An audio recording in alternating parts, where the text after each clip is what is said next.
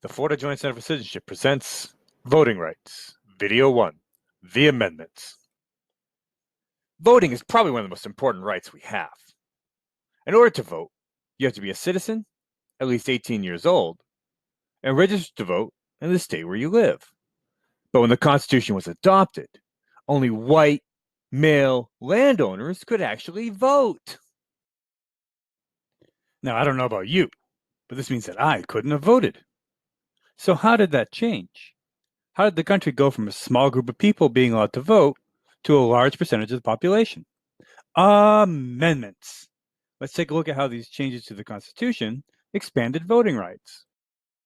After watching this video, you'll be able to recognize the rights in the 13th, 14th, 19th, 24th, and 26th Amendments, and recognize how the amendments were developed to address previous civil rights violations. Don't forget, though, make sure you watch the other video in this module on how these amendments impacted participation in the political process to make sure you really understand the importance of our voting rights. So let's begin considering the expansion of the right to vote by looking at the amendments that expanded that right beyond the old white male landowner that existed under the Constitution. We'll start with the 13th Amendment. The 13th Amendment, ratified in 1865, prohibited slavery. While this amendment did not give freed slaves the right to vote, it did give them their freedom, and this was the first step on the road towards voting rights for former slaves. In 1868, the 14th Amendment was ratified. This amendment established that anyone who was born or naturalized in the United States was a citizen of the United States, and that state governments could not pass laws that limited the rights of U.S. citizens. It also defined voters as males, at least 21 years old, and citizens of the United States. No longer did they have to own land or be white. The U.S. Constitution now protected the rights of all U.S. citizens under the 14th Amendment's Equal Protection Clause. State laws, theoretically, couldn't deny U.S. citizens their equal protection, but sometimes there were problems with this, and so we'd need more amendments.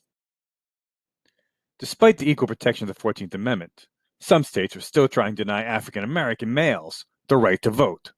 So in 1870, the 15th Amendment was ratified. This prohibited the states and the federal government from denying citizens the right to vote based on their race or having previously been a slave. The 15th Amendment, then, tried to protect the right to vote for any male citizen who was at least 21 years old. Again, though, we'd have some problems, and we'd need more work, more amendments, more laws. Let's check in. Try to answer the following in your own words using what you've learned. If an election was held after the 15th Amendment was ratified, which groups of people could not vote in that election? Could not vote in that election. If an election was held after the 15th Amendment was ratified, the people that couldn't vote would have been non-citizens, women, and people younger than 21 years old. Let's recap what we've learned so far about these amendments. Originally, only white, male, citizen, property owners 21 or older could vote. The 13th Amendment outlawed slavery, while the 14th Amendment said that anyone born or naturalized in the U.S. was a citizen.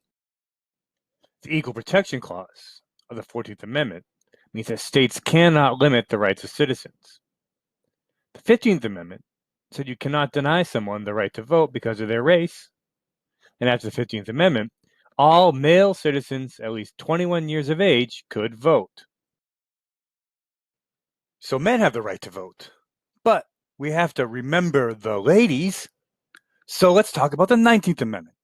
In 1920, this amendment was ratified, and it prohibited states and the federal government from denying women the right to vote based on sex. So this amendment gave women 21 years and older the right to vote. But we still have some problems. So we're going to need another amendment.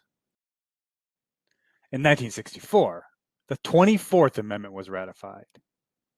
This prohibited the states and the federal government from charging what are called poll taxes. A poll tax is just what it sounds like. It's money you had to pay to actually exercise your right to vote. This often kept people, particularly poor people, from voting. And so the 24th Amendment allowed more people to vote. Our final amendment here is the 26th Amendment, ratified in 1971. This lowered the national voting age from 21 to 18. The argument for this amendment was that if you were 18, old enough to live on your own, to pay taxes, to serve in the military, you should have the right to vote. So now, all men, all women, as long as they were citizens and at least 18 and registered, could vote. Let's check in. Try to answer the following question in your own words. If an election was held after the 26th Amendment was ratified, which groups of people could vote in that election? Which groups of people could vote in that election? After the 26th Amendment was ratified, all male and female citizens, at least 18 years old, and registered to vote in the state where they live, could vote. Let's recap some of what we've learned recently. The 19th Amendment gave women the right to vote.